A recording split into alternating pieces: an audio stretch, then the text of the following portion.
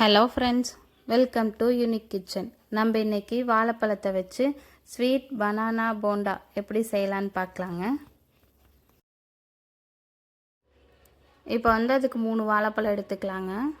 அந்த 3 வாழைப்பழத்தையும் நல்லா சின்ன சின்னதாக கட் பண்ணி வச்சுக்கலாம்.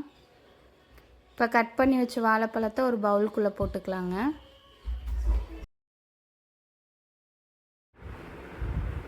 இப்போ இந்த வாழைப்பழத்தை நம்ம மேஷர் வச்சு மேஷ் பண்ணிக்கலாம். அப்படி இல்லைன்னா கையிலே நல்லா பிசைஞ்சு விட்டுக்கலாங்க.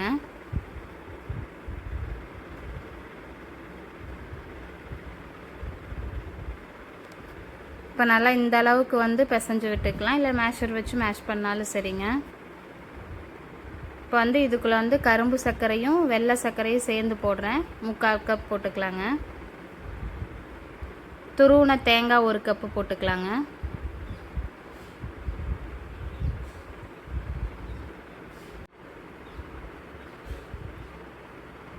இப்போ அரிசி மாவு போட்டுக்கலாங்க.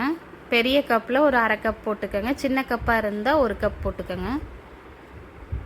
இப்போ இதில் ஒரே ஒரு ஏலக்காய் கலந்துக்கலாங்க.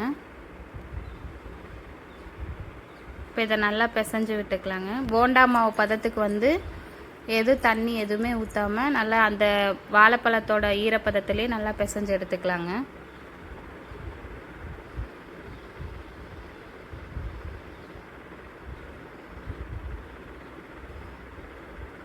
உங்களுக்கு ஸ்வீட் வேணும்னா இன்னுமே கொஞ்சம் சேர்த்திக்கலாம்.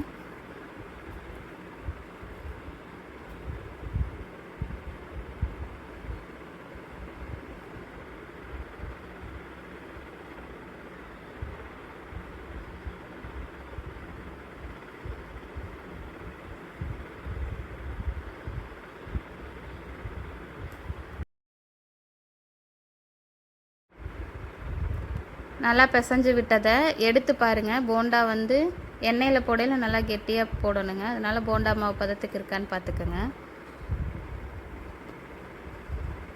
இப்போ ஒரு வடைச்சட்டி வச்சு எண்ணெய் ஊற்றிக்கலாங்க.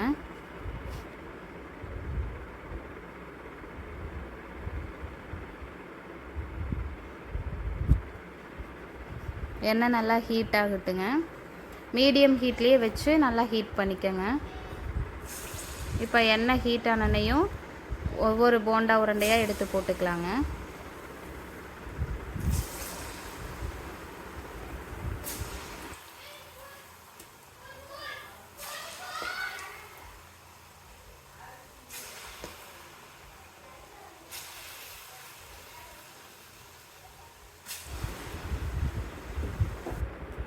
இப்போ போட்டாச்சுங்க. இது ஒரு 2 நிமிஷம் இருக்கட்டுங்க. அப்புறம் திருப்பி விட்டுக்கலாம்.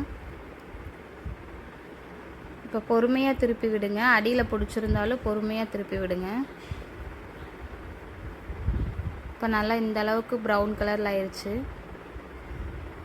இன்னும் ஒரு 2 நிமிஷம் இருக்கட்டுங்க, நம்ம எடுத்துடலாம்.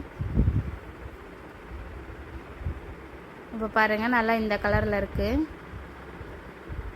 இப்போ இதை எடுத்துகிட்டு திருப்பி நம்ம எல்லா மாவும் போட்டு எடுத்துக்கலாங்க.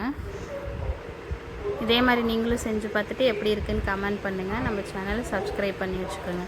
இதை சுட்டு ஒரு ஃப்ரிட்ஜுக்குள்ளே ஒரு 10 நிமிஷம் வச்சு எடுத்து நல்லா ஃப்ரீஸ் பண்ணி சாப்பிட்டு பாருங்கள். சூப்பராக இருக்கும்.